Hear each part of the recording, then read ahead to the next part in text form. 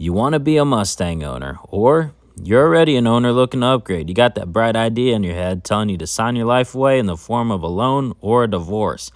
What are you wanting to buy? Well, that 2024 Mustang GT, of course.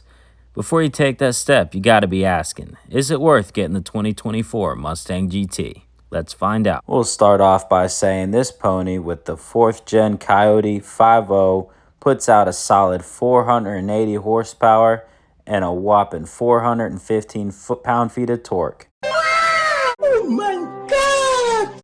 Now that we know what your twisted mind is trying to buy, let's figure out why you're trying to buy it. Is it to dry the boat? Is it to mod the boat? Or is it to have a fun boat to drive on a weekend? It's important that you answer that question carefully before you buy this car. As we know, the ECU is locked. It's a dud. You can't tune it right now. If you're going to pay the markups to get this car early for one of these individuals to start tuning it, it ain't going to happen. However, I will say that by the sounds of it, Ford's going to be selling their the rights to the tunes to the bigger tuners so they can tune it. Down to the nitty-gritty though. How bad is this about to hurt the wallet? As you can see, I took the liberty of listing MSRPs of the base and premium models from 2022, 23, and 24.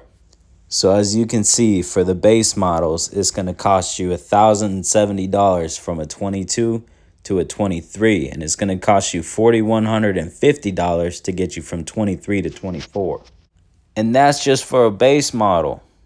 On the other end, it kind of pays to be bougie because you could see it only costs you about $300 to get from a 22 premium to a 23. But if you want to upgrade from a 23, it's going to cost you $3,650 from a 23 to a 24. And as you know, MSRP doesn't mean shit in today's market. This is kind of what the trends are doing on Car Gurus. So the 22s and 23s are going for about the same price, but they're still listed above MSRP. Assume the same for the 24s before the markups. Typically, it's average for a $3,000 to $5,000 markup. This is just based on what I was getting when I was asking around. Which means it's going to cost you between $7,000 and $9,000 to get you a base model over a 23, or $6,600 to $8,600 for a premium. Which if you still go for it, that means you'll be paying $47,000 for a base model and $52,000 for a premium. That is whack. But if you're buying a new S650, you're going to be getting a new interior motor and trans, right? Negative. It's still got the MT82 D4 and the 810 from the previous models. I'm not hating or anything, but it looks like all you're getting is a new dash. So, in conclusion, I would only say it's worth it if you're upgrading from an EcoBoost to a GT, have no intentions of mods, can't stand the look of the previous gens, you just got money like that, or you're content with waiting a boatload of time for an unlocked ECU.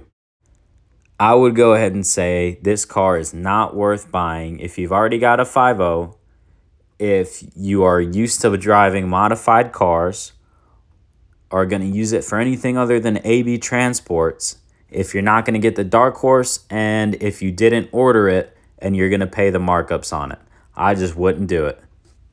At the end of the day, though, it's your money. Spend it how you like. If you get it, congratulations. If you don't, buy a previous gen. There's no shame in it. And at the end of the day, I'm going to sit here and thank you for watching this video. Best of luck for whatever you decide. It's a Crowd Plower out.